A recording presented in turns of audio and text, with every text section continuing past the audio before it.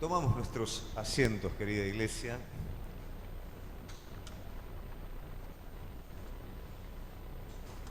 Que Dios lo bendiga muchísimo.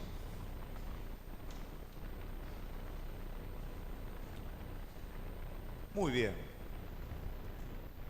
Siempre me gusta cuando estamos dando los distintos estudios, hacer, ¿no?, un pequeño repaso, pero a veces se torna monótono. Yo soy partidario de que el clavo no entra con el primer golpe, entonces soy insistente, ¿no?, en las cosas, aunque a veces por ahí parece ser un poquito molesto, pero dentro de esa pequeña molestia hay un afianzamiento o hay una consolidación, ¿no es cierto?, de los conceptos aprendidos.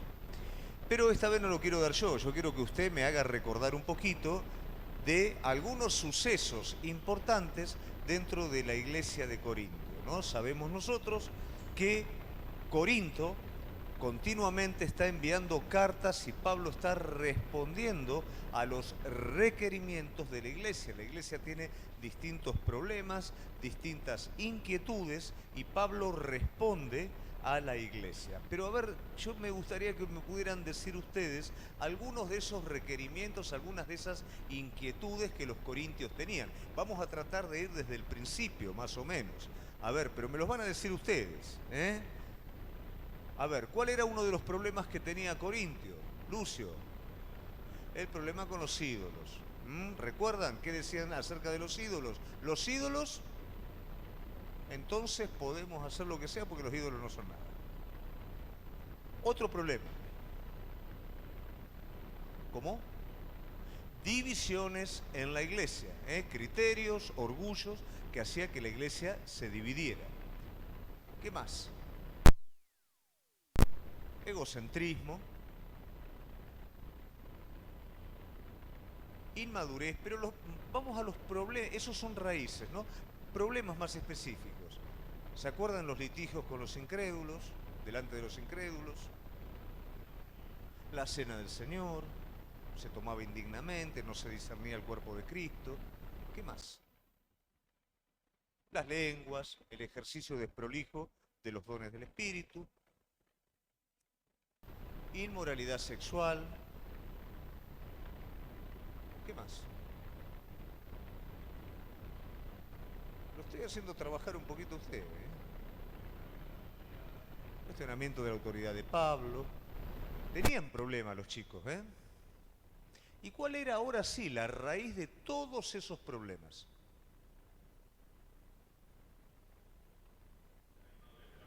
La inmadurez. De la inmadurez se desprende todo el resto. Esto nos tiene que llevar a nosotros a la reflexión para entender que la inmadurez espiritual es la raíz de todos los males. Miren todo lo que trae. Cuestionamiento de la autoridad, falta de discernimiento de las cosas, ejercicio desprolijo acerca de lo sobrenatural, problema entre hermanos delante de los incrédulos. Todo esto es lo que acarrea la inmadurez.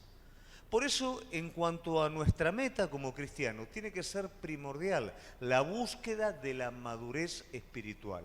El no ser como niños. Debemos de ser como niños para la malicia, ¿no? Pero en cuanto a la fe, sí debemos de ser como niños. Debemos de ser astutos para el mal, pero como niños para la confianza en nuestro Señor. Debemos de buscar continuamente la madurez y eso va a asegurar no solamente el corazón de cada uno, sino el desarrollo correcto del cuerpo de Cristo. Cada cosa tiene que ser un desafío a la madurez. Cada estudio bíblico tiene que ser un desafío a la madurez. Nada tiene que ser en búsqueda de lo propio. En todo tengo que buscar lo de Cristo y lo del semejante e indirectamente yo voy a ser desarrollado, edificado y consolidado. ¿Amén? Ese tiene que ser nuestro desafío. ¿Todos trajeron cuadernito? ¿Quiere que le cuente algo que vieron que nosotros los cristianos solemos ser olvidadizos, ¿no? Pasa algo y después nos olvidamos de lo que pasó hasta que viene algo y nos hace recordar. ¿Sabe cuántos libros usted estudió a partir de la pandemia? Usted estudió el libro de Jeremías. profeta mayor. Estudió el libro de Apocalipsis, un libro escatológico, un libro biográfico, el libro de los Hechos, y ahora está estudiando el libro de Primera de Corintios. 4 libros de la Biblia desde que empezó la pandemia. Por eso es importante, registre todo, porque esto a usted le queda. Esto es todo lo que usted está aprendiendo durante todo este tiempo. Veo que a veces uno dice, bueno, ¿qué hago? Voy el jueves, estoy medio cansado. Bueno, usted está aprendiendo continuamente la palabra de Dios. Y todo esto es lo que usted después va a dar a otra persona o va a dar razón de su fe a quien le pregunte al respecto. ¿Amén? Bueno, hoy vamos a ver en Primera de Corintios capítulo 15 un tema que es lo suficientemente importante como para que traiga consigo 58 versículos. Nada más. Y sobre un solo tema. Es tan importante que Pablo le dedica todo ese capítulo, compuesto por 58 versículos, a un solo tema. Y es un tema doctrinal.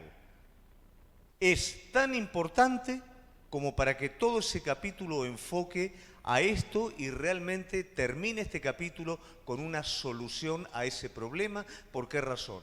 Porque ese problema podía traer un problema fatal dentro del cuerpo de Cristo. Cuando hay problemas doctrinales dentro del cuerpo de Cristo, hay divisiones, hay heridas, hay gente dañada. El enemigo hace tiempo entendió que no siempre con la confrontación, ¿no es cierto?, no solamente con el ataque directo es efectivo. De hecho, es cuando menos efectivo es. Él entendió que si logra mezclar un poquito de verdad con mentira, hace su cometido en el cuerpo de Cristo, quitándole la esencia, quitándole el poder al cuerpo de Cristo para que de esa manera él, como estaba haciendo con los corintios, a través de la falta de madurez, pudiera manejar todo, traer contienda y hacer que la iglesia, en vez de salir de sí misma, se meta en sí misma, se debilite, se divide y carezca de toda función y propósito. Entonces vamos a ver cómo hoy el apóstol Pablo ataca este problema, que es el problema de la resurrección. O sea, en un punto del Evangelio está habiendo un problema que podríamos decir casi que es el punto más importante, la resurrección. Y vamos a ver cómo Pablo ataca este tema. Entonces vamos a ir a Primera de Corintios, capítulo 51, 1. Y Pablo dice, además os declaro, hermanos, el evangelio que os he predicado, el cual también recibisteis, en el cual perseveráis. Está haciendo una aclaración. Viste que Pablo no es que enseguida ataca el problema, sino te va llevando, te va llevando, te va llevando, y cuando alcanzó el problema, ahí después, bueno, se expande en eso y hasta que no lo seca, el asunto no termina. Entonces, primero lo que está diciendo, volvemos al número 1, además os declaro hermanos. Cuando está diciendo además os declaro hermanos, está diciendo puntualmente quiero que entiendan esto. El evangelio que os he predicado, el cual también recibisteis, en el cual perseveráis, ahora sí el número 2, por el cual asimismo si retenéis la palabra que os he predicado, sois salvos, si no creísteis en vano. Les está diciendo, ¿viste todo lo que yo te enseñé y todo lo que aprendimos todos juntos? ¿Sí? Sí, bueno, si lo retenés, sos salvo. Si no lo retenés, es todo en vano lo que estás haciendo. Eso abre de alguna manera la expectativa. Esto nos lleva a nosotros también a entender un poquitito cuál es nuestro lugar dentro de lo que recibimos. A veces pensamos que lo importante es cuántas cosas hacemos, pero en el cuerpo de Cristo lo más importante es aprender a perseverar. Perseverar en lo aprendido. A veces decimos, ¿cómo vencemos al enemigo? ¿Cómo tenemos que pelear? Resistir al enemigo. No tenés que hacer cosas muy raras. Tenés que perseverar, tenés que resistir. Son cualidades del espíritu. Son fortalecimientos de la voluntad renovada que nos marcan la diferencia, que nos hacen distintivos respecto a la madurez. El problema es que ellos acá están teniendo problemas con perseverar en el evangelio puro. Porque primeramente os he enseñado lo que asimismo recibí. ¿Qué quiere decir? Pablo no inventa el Evangelio, Pablo no crea el Evangelio de sí mismo, Pablo recibe el Evangelio. ¿Y de dónde lo recibe Pablo? Bueno, las teorías son muchas, ¿no es cierto? Primeramente, Pablo entiende el Evangelio en el momento en el que Cristo se aparece a su vida y él cae a tierra. Ahí él está entendiendo, ahí él está teniendo un encuentro con el Cristo vivo, con el Cristo resucitado. Luego permanece 3 años en Arabia, donde se entiende que él recibe por revelación de la palabra de Dios y de la presencia de Dios también todo lo que el Evangelio es, todo lo que la palabra de Dios es, y luego también por mano del resto de los apóstoles se confirma lo que él aprendió. Entonces Pablo está diciendo, yo no inventé el Evangelio, yo lo recibí. Siempre está apuntando a lo mismo, a ese punto de fallo que es la resurrección que ellos no están creyendo.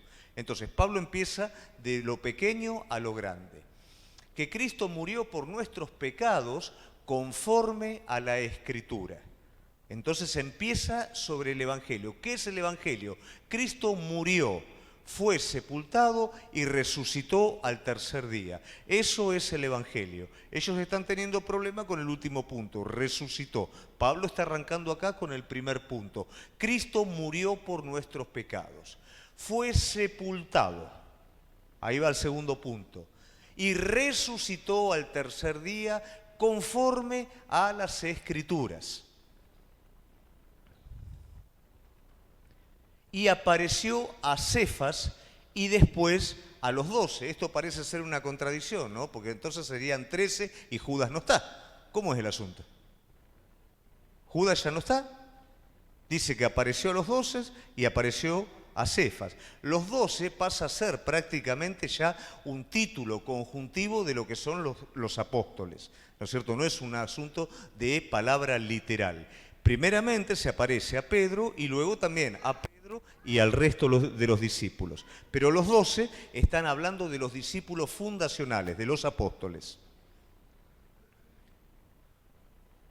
Después apareció a más de 500 hermanos a la vez, de los cuales muchos viven aún y otros ya duermen. Después apareció a Jacobo, después a todos los apóstoles, y último de todos, como un abortivo, me apareció a mí. Porque yo soy el más pequeño de los apóstoles, que no soy digno de ser llamado apóstol, porque perseguía la iglesia de Dios. Vamos a parar un poquito ahí. Acá hay 4 pruebas que le está dando el apóstol Pablo al resto del pueblo, ¿no? La primera de ellas es estar repasando el Evangelio. El Evangelio no es un credo, el Evangelio ¿qué es? La vida de Jesucristo, los sucesos que acontecen durante la vida de Jesucristo. Muere, es sepultado y resucita. Esa es la primera prueba que les está dando a los corintios acerca de la resurrección. La segunda prueba que les está dando es como dice las Escrituras. Recalca 2 o 3 veces, como dice las Escrituras. Pero Pablo no está hablando de las Escrituras del Nuevo Testamento, sino que está hablando de las Escrituras del Antiguo Testamento. Salmos, el profeta Isaías, habla de la muerte, la sepultura y la resurrección de Cristo. O sea que si había algún tipo de cuestionamiento que ellos podían estar haciendo, la palabra era argumento para refutar. Entonces, va con pruebas. La primera prueba es el suceso de la vida de Cristo, acreditado en la palabra de Dios en el Antiguo Testamento, el testimonio de 500 personas que Cristo se aparece a la vez y luego el testimonio apostólico, incluyendo a Pablo también, que él se les aparece a Cefas, al hermano del Señor Jesús, que es Jacobo, a los 12 discípulos y también a él en revelación. Todas estas 4 pruebas es el conjunto que Pablo presenta hacia los corintios. Algo que es importante para cuando las personas piden razón de nuestra fe. ¿Y quién te dijo a vos que Cristo no? Porque a veces la gente no lee absolutamente nada, no sabe nada, y lo único que hace es justamente pronunciar desde su concepción. ¿Quién te dijo que Cristo vivió? Bueno, es imposible negar que Cristo fue real y vivió históricamente. Tuvo una familia, hay registros. Es imposible pensar que Él no murió. hay un lugar, hay un sepulcro en donde Él fue enterrado, en donde Él estuvo en ese lugar. E es imposible considerar que no resucitó, porque de lo contrario, ¿cómo iba a ser un grupo de personas amilanadas, llenas de miedo, para juntarse nuevamente y explotar como iglesia? Si nosotros recordamos los evangelios, vamos a ver que los discípulos estaban muertos de miedo, volviendo nuevamente a lo viejo. Vamos a ver a Tomás, que en su incredulidad se fue por ahí. Todo el mundo había sido desparramado, el pastor fue herido, las ovejas fueron desparramadas, pero la aparición sucesiva de Cristo en ese tiempo los juntó nuevamente y los empoderó hasta que fueron definitivamente empoderados por el Espíritu Santo de Dios, y así estalla la iglesia. Es un argumento más que fehaciente para considerar que la resurrección de Cristo fue real. Todo esto es lo que Pablo le está transmitiendo a los corintios. ¿Se entiende? ¿Vamos bien hasta acá? Cualquier duda, me para y me dice. Pero por la gracia de Dios soy lo que soy, y su gracia no ha sido en vano para conmigo. Antes he trabajado más que todos ellos, pero no yo, sino la gracia de Dios conmigo. Acá lo que está haciendo Pablo un poquito, sin escaparse del tema, pero se está agregando él, ¿no es cierto?, como parte del argumento, como parte de la prueba. Como la autoridad de Pablo era muy cuestionada, por varios motivos. Era cuestionada primero porque Pablo no había sido un discípulo presencial. Y el requisito para ser un apóstol era haber conocido a Jesús de manera presencial.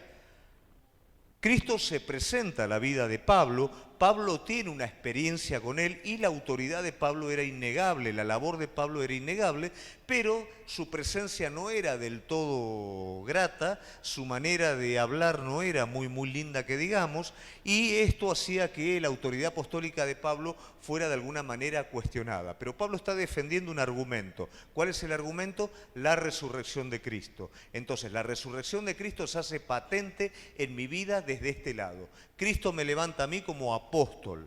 En su humildad, Pablo está diciendo como el más pequeñito de todos los apóstoles. Pero la gracia de Dios ha sido conmigo. Yo trabajé, dice Pablo, lo va a decir en otro versículo más adelante, más que todos los apóstoles. Pero no lo está diciendo para exaltarse a sí mismo, sino lo que está diciendo es la gracia de Dios conmigo. Si Cristo no hubiera resucitado, ¿qué hago yo? Renunciando a todo lo que tenía, exponiéndome al descrédito de todos ustedes para conmigo y trabajando más que el resto de todos los discípulos. Con esto Pablo está queriendo decir, es cierto que Cristo resucitó de los muertos. Porque o sea yo, o sean ellos, así predicamos y así habéis creído. Entonces acá ya Pablo, ¿qué hace? Los empieza a involucrar a ellos también. Ustedes están cuestionando la resurrección de Cristo, pero no se dan cuenta que ustedes son producto de mi predicación, y esa predicación está hablando de un Cristo que vivió, murió, fue sepultado y resucitó, y el fruto directo son ustedes. Ahora quieren cambiar el asunto. Si ustedes hoy por hoy están en la fe porque creyeron esto. Eso es lo que Pablo les está queriendo decir. Pero si se predica de Cristo que resucitó de los muertos, como dicen algunos entre vosotros, que no hay resurrección de los muertos, porque si no hay resurrección de los muertos, tampoco resucitó Cristo. Ahora sí Pablo está llegando al núcleo del problema. ¿Cuál es la razón por la cual los corintios están dudando de la resurrección de Jesucristo? En esa época, la ideología, la tendencia, la filosofía griega destacaba tres escuelas, que era la escuela estoica, la escuela epicúrea y la escuela platónica. Todos negaban la resurrección del cuerpo. Algunas sí, otras no, pero decían que la resurrección era netamente espiritual. O sea, que había un traspaso espiritual y listo, y se terminó. Entonces, estas escuelas, de alguna manera, estaban influyendo en la fe. Esto nos tiene que llevar a nosotros a la reflexión. El Evangelio es un mensaje sencillo. Es Cristo murió, fue sepultado y resucitó. Ese es el mensaje del Evangelio.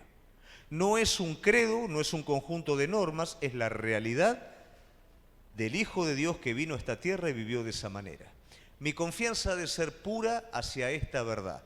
Ahora, ¿cuál va a ser la contrapuesta que voy a tener en el mundo en el que vivimos? Las ideologías, la cultura va a atentar contra esto de manera continua. Por ejemplo, nosotros nos vamos a dar cuenta que los jóvenes, cuando van a la facultad, nuestros jóvenes se van a encontrar inmediatamente con un conflicto. Muchas personas consideran, no estudiamos porque si no eso es de tropiezo. Todo ese tipo de fanatismos, ¿no es cierto?, no existen. El cristiano, como decimos siempre, tiene que estudiar el doble, ¿no es cierto? Tiene que trabajar el doble, tiene que pelear el doble.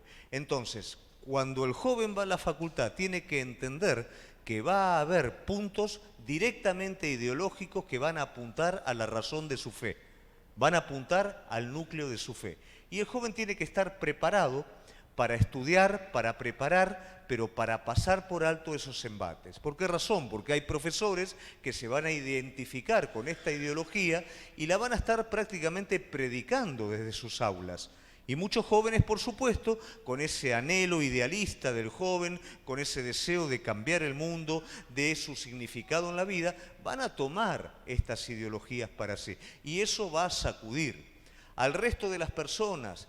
Lo que vemos por la televisión, las modas, las tendencias, todo eso va a venir como una ola sobre los fundamentos que nosotros tenemos. Y si esos fundamentos no están bien puestos, se va a barrer. Entonces, hoy por hoy la responsabilidad que tenemos nosotros es de afirmarnos continuamente en la sencilla fe en Cristo.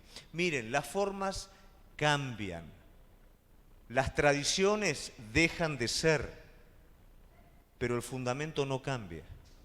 Cristo no cambia, la fe pura en Cristo no cambia. A veces me asusto cuando veo cómo la política religiosa menosprecia los fundamentos sencillos de Cristo Jesús, la fe en Cristo, reemplazado por la política, reemplazado por esa mezcla de moral natural humana, argumentos religiosos, y lo corren a Cristo de su lugar. Tan frágiles somos como hombres, que a veces cuando nos creemos fuertes somos débiles. Cuando nos creemos tener la razón absoluta, lo corremos a Cristo de lugar y nos ponemos en ese lugar. Pero nuestro deber hoy es afianzarnos en la sencilla fe en Cristo. Las tendencias van a menospreciar, las ideologías van a menospreciar. Esas fuertes escuelas filosóficas menospreciaban, se reían. Así que ustedes dicen que Cristo resucitó, pero eso no es así. Y ellos con toda su elocuencia, con toda su escuela, trataban de alguna manera de tapar esos argumentos. Y como los corintios eran inmaduros, ¿qué pasaba? Y dudaban. Lo mismo va a ocurrir en nuestras vidas. Si no somos maduros, cuando los vientos de ideología y de doctrina soplen, nos van a mover de nuestro fundamento. Aprovecho este momento para decir, cuidado, iglesia, con evangelios que no son evangelios. Acá el enemigo está queriendo atacar el evangelio sacando un pedacito. El resto déjalo, pero tomamos este pedacito. Cuidado con la predicación falsa de evangelios acompañado de falsas señales. En el evangelio puro hay señales verdaderas. En el evangelio puro hay milagros verdaderos, hay profecía verdadera, hay palabra ciencia verdadera, pero parte de un fundamento inalterable, parte de una base, que es Cristo. Cuidado con irse atrás de señales, cuidado con irse atrás de tendencias.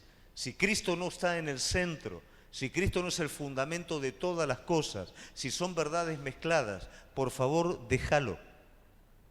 El desafío que hoy tenemos nosotros es cimentar nuestra vida completamente en Cristo. ¿Amén? Y si Cristo no resucitó, o sea que si tomamos lo que ellos estaban creyendo, si Cristo no resucitó, vana entonces nuestra predicación, vana entonces también es nuestra fe. Si eso no es real, entonces todo esto es cualquier cosa, está diciendo Pablo. Ayer, hablando con un alumno mío, que si Dios quiere falta poquito para que se convierta, lo tenemos ahí, ¿no es cierto? Si Dios quiere poquito, pero él por ahora se identifica de alguna manera con un pensamiento ateo, un pensamiento filosófico. ¿Saben lo que me dijo este joven? me dice, yo no puedo entender cómo, yo soy ateo por ahora, me dice, yo soy ateo, pero cómo muchas veces ustedes como cristianos, teniendo una verdad tan sublime, no tienen un compromiso hacia esa verdad como la verdad lo amerita.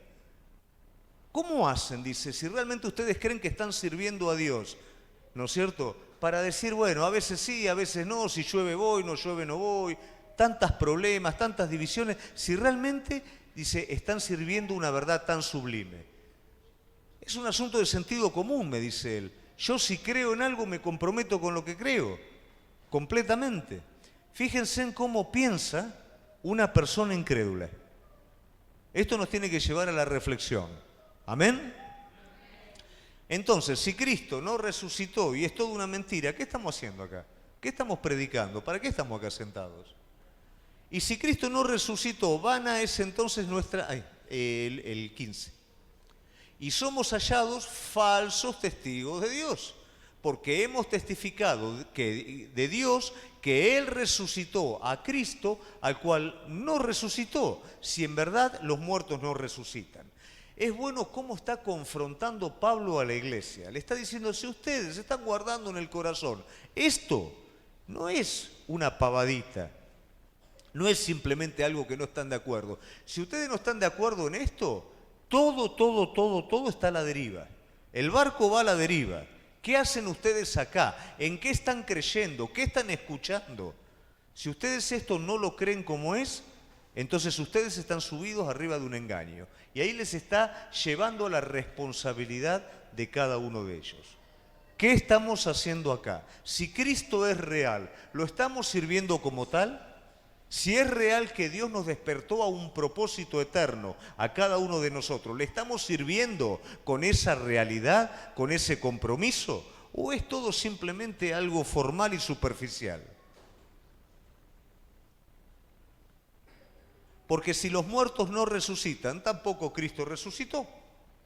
Entonces ahí se cae el Evangelio. Si Cristo no resucitó, ¿quién es salvo? ¿Dónde está la vida eterna? Si Cristo no resucitó, todo es en vano. Y si Cristo no resucitó, vuestra fe es vana, aún estáis en vuestros pecados. Entonces cada vez va escarbando un poquito más. Ustedes están acá porque fueron salvados por la obra de Jesucristo. Cristo justificó. ¿Qué quiere decir? Por ley usted es pecador. ¿Correcto? Nadie se dio cuenta de que usted robó. Una cámara lo filmó. Y usted tiene un pedido de captura por haber robado. Pero usted vive su vida como si no robó. En algún momento va a haber una requisa, lo van a agarrar a usted, usted va a mostrar el documento y usted infringió la ley y usted va a ir preso. Bueno, así es la vida, sin Cristo. Cristo justifica. ¿Qué es lo que hace? Él paga la deuda por usted. Él dice, bueno, esta boleta la pago yo, esa persona, aunque robó, es inocente porque yo pagué esa boleta. Cuando lo pare la policía, esa persona tiene un prontuario completamente limpio, aunque es culpable. Por supuesto no roba más. Cuando el enemigo viene y lo acusa a usted, ¿qué le dice? ¿Viste todo lo que hiciste en el pasado? ¿Y viste lo que hiciste ahora? Cristo pagó por usted. Cristo lo justificó. Cristo lo sustituyó a usted en la cruz del Calvario. Por medio de la fe, usted está limpio. Entonces, si yo no creo eso, entonces, ¿qué estoy haciendo acá? Corintios, si ustedes no creen eso, entonces todo es en vano. No tiene sentido. Entonces también los que durmieron en Cristo perecieron. ¿Qué quiere decir? Los que pusieron su vida, los mártires, que murieron por la fe, murieron y no van a resucitar. O sea, murieron por nada. ¿Quién entrega su vida por nada? ¿Quién es mártir por una causa mentirosa? Entonces lo que está haciendo Pablo está volviendo el discurso hacia ellos para que ellos entren en sí. Si en esta vida solamente esperamos en Cristo, somos los más dignos de conmiseración de todos los hombres. Mas ahora Cristo ha resucitado de los muertos, primicia de los que durmieron es hecho. ¿Qué quiere decir? Acá hay un orden, ¿no es cierto? Cristo es el primero que resucita. Y acá está el otro conflicto. El conflicto es cómo resucitan. Entonces los corintios, bajo las ideas filosóficas de esa época, ellos pensaban, ¿no es cierto?, como pensaban los griegos, simplemente va a haber una resurrección espiritual. El cuerpo no resucita. Bajo la ideología griega, el cuerpo era el centro de todo el mal del hombre. Entonces es imposible, el cuerpo no va a resucitar. Y ahora yo le hago una pregunta a usted. ¿Cómo se imagina que va a resucitar? ¿Con qué cuerpo se imagina que resucita? Porque ese era el problema que estaban teniendo los corintios. ¿Cómo voy a resucitar yo? ¿Con cabello? ¿Más joven? Bueno, tampoco se rían tanto. ¿Cómo van a resucitar ustedes? ¿Más jovencitos, más delgaditos? ¿Cómo van a resucitar? Bueno, ellos no entendían esto y acá se estaba haciendo un conflicto también. Porque por cuanto la muerte entró por un hombre, también por un hombre la resurrección de los muertos. ¿Por quién entra la muerte? Por Adán. ¿Por quién entra la resurrección? Por Cristo. Porque así como en Adán todos mueren, también en Cristo todos serán vivificados. La herencia que traemos de Adán, ¿cuál es? La naturaleza caída y la muerte. ¿Qué hace la naturaleza caída en nuestra vida? Nos lleva al pecado inexorablemente. Ahora, ¿qué es lo que hace el Espíritu en nosotros? Nos libera. ¿Quiere decir que no vamos a tener tentación, que no vamos a tener lucha? No, las vamos a tener, pero no somos esclavos. Tenemos un plus, un extra, que viene de parte de Dios, que es su Espíritu Santo, para poder batallar contra ellos y salir libres de las ataduras del pecado. Pero cada uno en su debido orden. Volvemos de nuevo al orden de resurrección. Ahí hay un bachecito. Cada uno en su debido orden.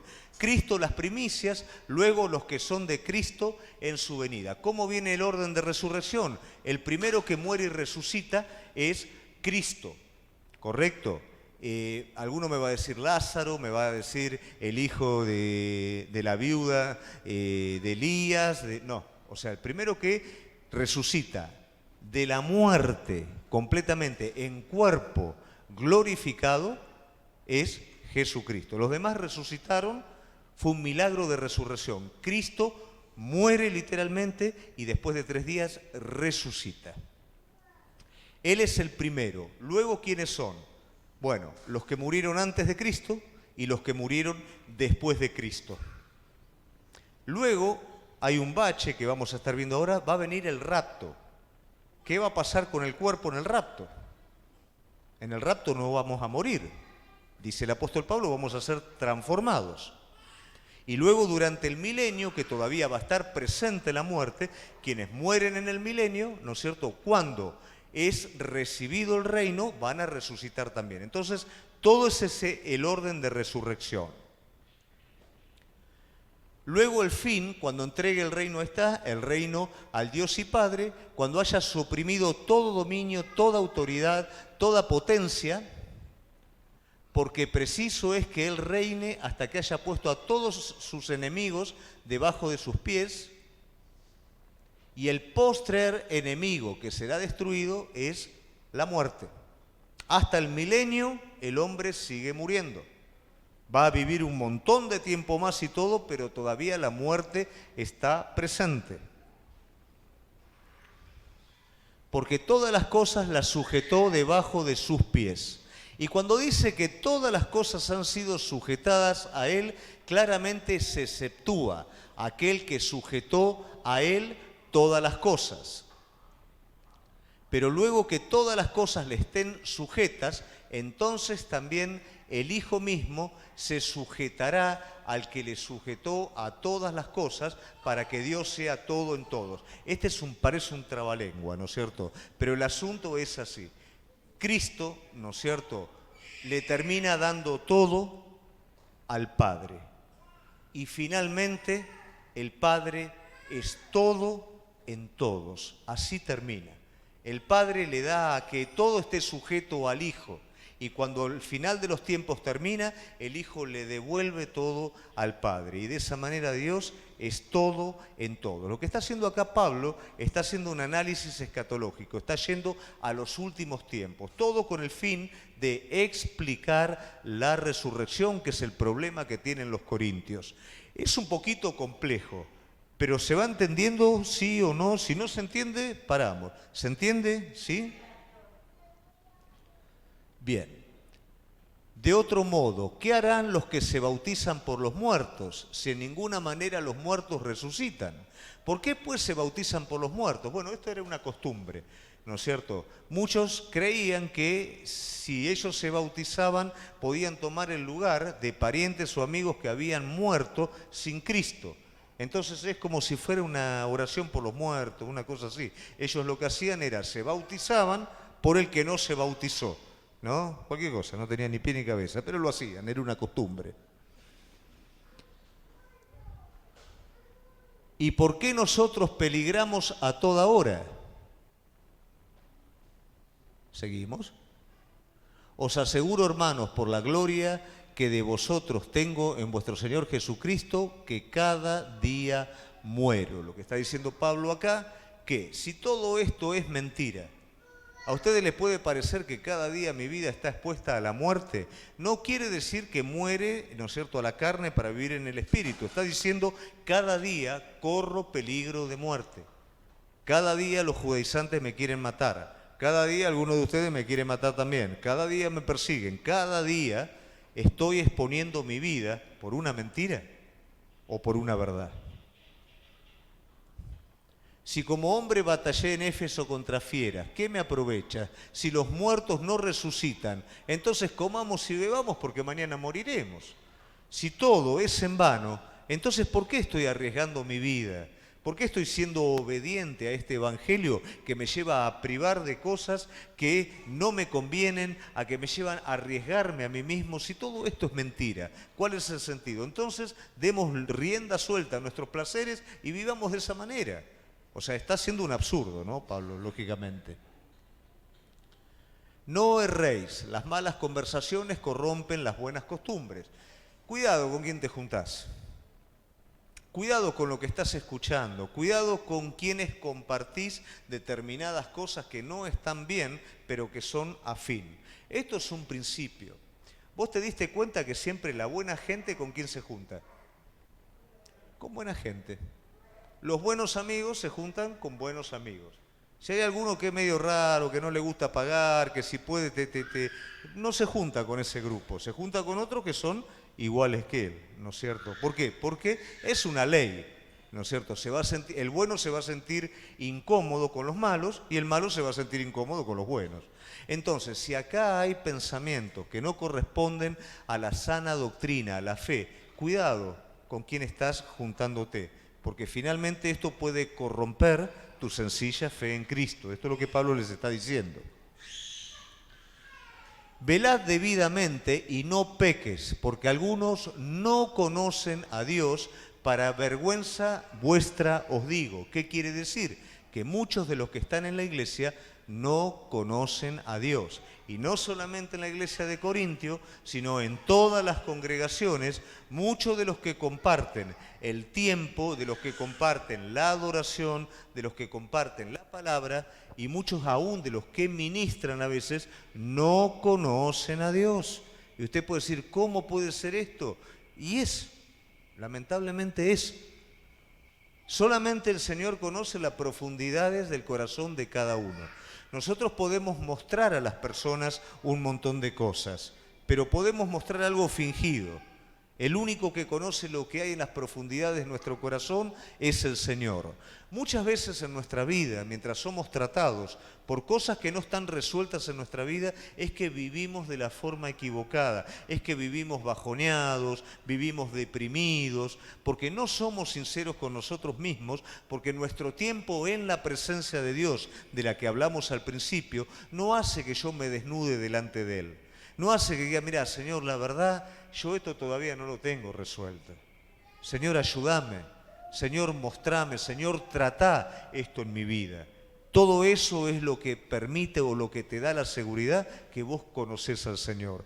Pero cuando hay cosas que están mal, que están desordenadas, y yo sigo adelante como si nada hubiera pasado, hay que tener cuidado con eso. Pero dirá alguno, ¿cómo resucitarán los muertos y con qué cuerpo vendrán? Bueno, esa es la pregunta, ¿no? Ahora más o menos se entiende que tenemos claridad en que los muertos resucitan. No es simplemente una resurrección espiritual, hay una resurrección. Ahora la pregunta de ellos es, ¿cómo resucitan los muertos? ¿Con qué cuerpo vendrán? Acá Pablo va a desarrollar un montón de versículos que prácticamente es, ¿no es cierto?, dar vueltas sobre una misma cosa. ¿Por qué? Porque la pregunta es un sinsentido. La pregunta es medio necia. ¿Qué importa cómo, no? ¿Qué importa de qué manera? Si voy a estar todo blanquito, voy a estar... Capaz que nosotros nos reímos, pero esto ha traído muchos problemas. Hay personas que por ignorar justamente esta verdad han tenido problemas a la hora de, cristianos estoy hablando, de donar órganos.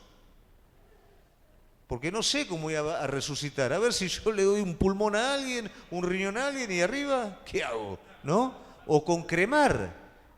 No, y si me creman, ¿qué pasa arriba? ¿Qué me van a llevar en una bolsita? Sí, ustedes se ríen, pero, o sea, son problemas, ¿no es cierto? O sea, son interpretaciones. ¿Cómo voy a estar resucitando? Bueno, Pablo dice, me están preguntando, chicos, cualquier verdura, ¿no? Pero bueno, yo les voy a contestar un poquito esto. A ver. Necio, arranca así, ¿no? Lo que tú siembras no se vivifica, sino muere antes. Esto es un asunto de sentido común. Vos me estás pidiendo cómo va a ser el cuerpo, pero para entender cómo va a ser el cuerpo a la hora de resucitar, primeramente tiene que morir el cuerpo terrenal. Va a tomar el ejemplo de la semilla, ¿no es cierto? La semilla, nosotros porque ya sabemos cómo es, pero la semilla es prácticamente una obra milagrosa. Cómo muere la cáscara y se transforma en una planta. Bueno, algo parecido es lo que va a ocurrir en nuestras vidas. Seguimos. Y lo que siembra no es el cuerpo que ha de salir, sino el grano desnudo, ya sea de trigo o de otro grano. Está usando, ¿no es cierto?, una alegoría, está usando una ejemplificación en cuanto a la parte de las plantas, ¿no? O sea, enterraste un grano, no sale el grano, ¿no? Sale la planta. Pero Dios le da el cuerpo como Él quiso y a cada semilla su propio cuerpo. No toda carne, acá se va a complicar un poquitito, pero después vamos a redondear la definición. No toda carne es la misma carne, sino que una carne es la de los hombres, otra carne es la de las bestias, otra la de los peces, otra de las aves. Habla del cuerpo físico en general. Hay cuerpos celestiales, cuerpos terrenales, y acá sí está marcando una diferencia. Y esto sí es interesante. Le está respondiendo a la pregunta ¿cómo va a ser? Hay cuerpo terrenal y cuerpo celestial. Es difícil comprender, ¿no es cierto? Porque si yo con el cuerpo terrenal quiero estar en el ámbito celestial, no puedo. El cuerpo terrenal está formado, adaptado y diseñado para ponerme en contacto con el mundo físico a través de los sentidos. Es un cuerpo limitado, sujeto a procesos, nacimiento, crecimiento, procreación y muerte. El cuerpo celestial es un cuerpo compatible para participar de la gloria de Dios, de lo eterno. Son distintos. No puedo pensar que uno va a ir para el otro lado y el otro va a ir para el otro. Pero como el grano de trigo va a morir y va a ser transformado, va a ser cambiado. Pero va a haber una resurrección. ¿Se va entendiendo? Yo sé que es complicado esto un poquito, pero bueno. Seguimos. Una es la gloria del sol, otra es la gloria de la luna, la otra la gloria de las estrellas, pues una estrella es diferente de otra en gloria. Todo para marcar la diferencia entre lo terrenal y lo espiritual. Así también es la resurrección de los muertos. Se siembra en corrupción, resucitará en incorrupción. De hecho, cuando nosotros vemos un poquito el ejemplo de Cristo, ¿qué vamos a ver? ¿Cómo lo vieron a Cristo? ¿Lo vieron en cuerpo resucitado? No lo vieron en espíritu. ¿Cuándo? O sea, uno de los argumentos de la resurrección de Cristo en cuerpo tiene que ver con el sudario. Cuando se encuentra el sudario de Cristo, no se encuentra el sudario desenvuelto, se lo encuentra con la forma del cuerpo que había sido envuelto, ¿no es cierto? Y Cristo resucita, o sea, Cristo trasciende eso que es limitado, que es terrenal, todo está como si se hubiera vaciado, ¿no es cierto? Y Él resucita en cuerpo. María lo ve en cuerpo, los discípulos lo ven en cuerpo, pero ya no es un cuerpo terrenal, es un cuerpo glorificado. Se siembra en deshonra, resucitará en gloria. Se siembra en debilidad, y acá ya está marcando cómo se ve la característica del cuerpo celestial. El cuerpo natural, ¿qué es? Cuerpo de deshonra. El cuerpo celestial resucita en gloria. El terrenal en debilidad. El espiritual en poder. Acá, cuerpo animal. Arriba, cuerpo espiritual. Después dice, bueno, hay cuerpo animal y hay cuerpo espiritual, empieza otra vuelta más también, ¿no? Con eso. Así también está escrito, fue hecho el primer hombre, alma viviente, el póster hombre, Adán, espíritu vivificante. Mas lo espiritual no es lo primero, sino lo animal, luego lo espiritual. O sea que es un complemento. En lo temporal, el hombre se va a mover con un cuerpo terrenal y va a trascender en un cuerpo espiritual para lo eterno. El primer hombre es de la tierra terrenal, el segundo hombre, que es el Señor, es del cielo, sigue dividiéndose las características. ¿Cuál el terrenal? Tales también los terrenales. ¿Cuál el celestial? También los celestiales. Y así como hemos traído la imagen del terrenal, traeremos también la imagen del celestial. Ahí también vamos viendo el cambio. Por eso digo, hermanos, que la carne y la sangre no pueden heredar el reino de Dios. No estoy hablando que la resurrección va a ser una resurrección en carne. Vamos a ser transformados, vamos a ser cambiados, vamos a ser adaptados a lo eterno. Ustedes van a ver que cada vez que los profetas se encontraron con una teofanía o tuvieron una visión bastante importante, ¿qué pasa con ellos? Caen. El Señor tiene que fortalecer el espíritu para levantarlos. ¿Por qué? Porque el cuerpo terrenal, natural, no soporta la gloria de Dios. Por eso también, ¿qué le dice a Moisés? Lo tiene que esconder, porque si Moisés participa un poquito en su cuerpo terrenal de la gloria de Dios, ¿qué pasa? Chao, muere.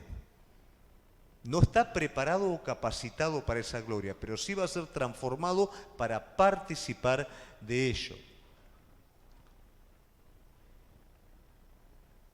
He aquí os digo un misterio. Y con esto se resuelve un poquito también el asunto, ¿no? No todos dormiremos, pero todos seremos ¿qué? Ahí está. Entonces, vamos a algo. No morís, no se produce el proceso temporal de descomposición, pero viene el rapto. ¿Y qué pasa en el rapto? No hay tiempo de morir.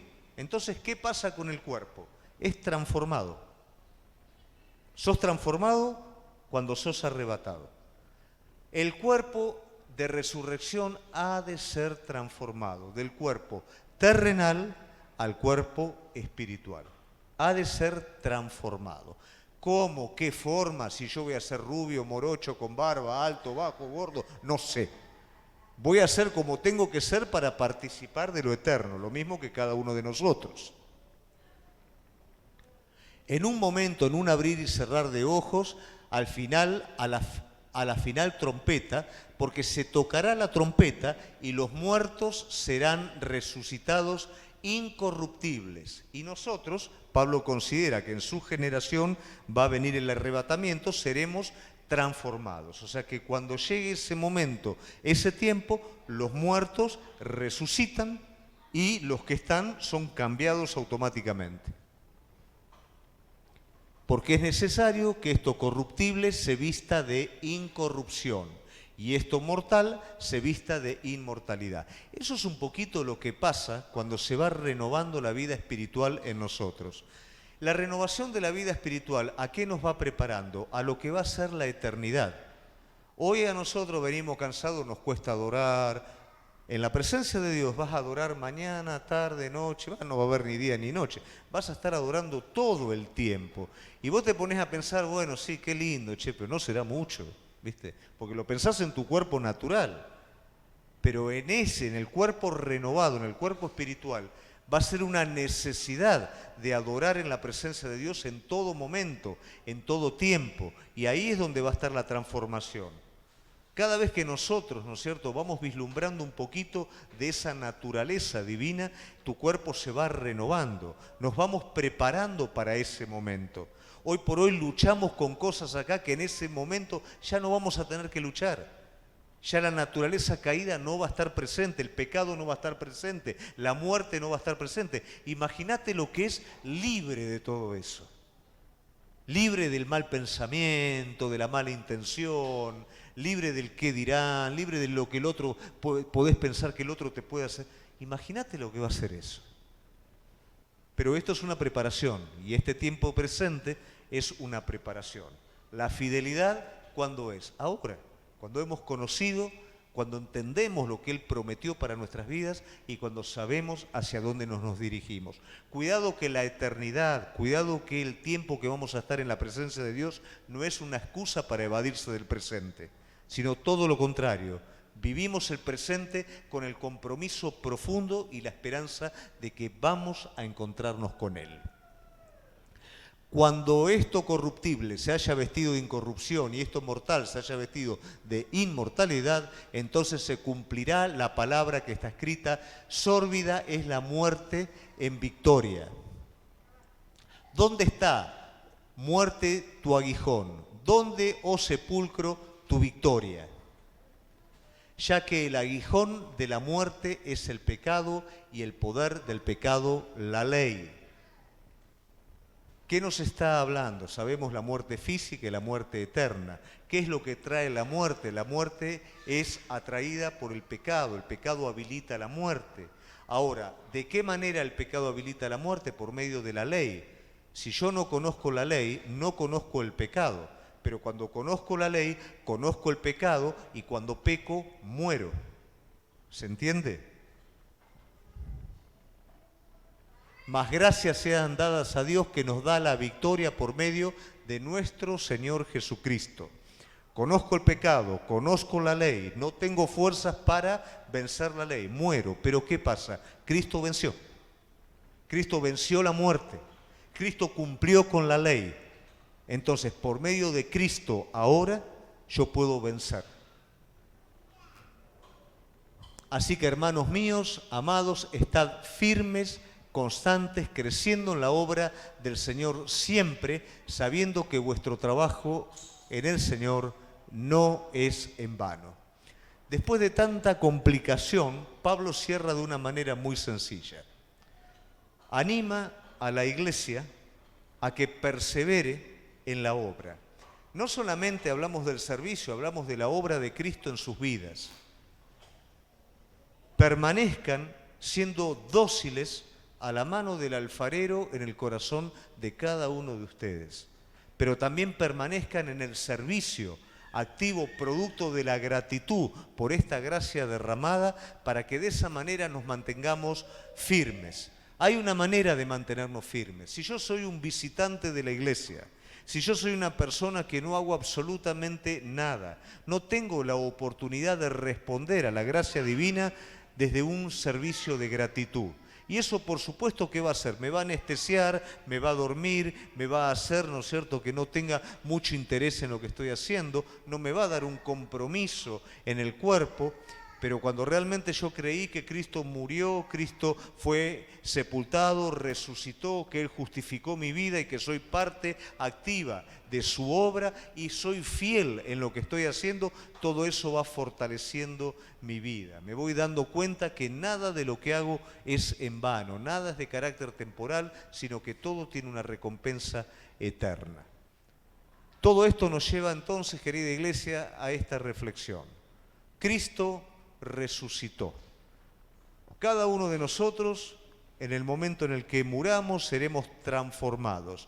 Algunos porque van a morir físicamente, otros porque tal vez van a estar presentes en el tiempo del rapto, pero todos seremos transformados. Hay una eternidad que es hacia la que vamos, pero esa eternidad empieza en esta tierra. Esta eternidad comienza cuando dejé que la vida eterna de Cristo entrara en mi vida, y esto va creciendo en todo momento. Seamos fieles al Evangelio, seamos fieles al Evangelio sencillo, a la fe sencilla en Cristo, y ninguno de ustedes se deje extraviar por ningún tipo de doctrina, por ninguna ideología extraña.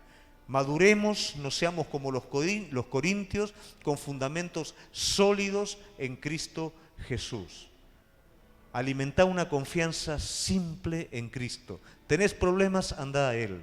¿Tenés dudas? Doblá tus rodillas delante de Él. ¿Querés saber algo que no sabés? Andá a la palabra de Él. Consultá con tus líderes. Hablá con hermanos en Cristo que sean maduros en la fe. Crecé en la fe. Crecé en la sencillez en Cristo. Y no te dejes mover fácilmente por cualquier viento de doctrina. Vamos a ponernos de pie y vamos a agradecer al Señor.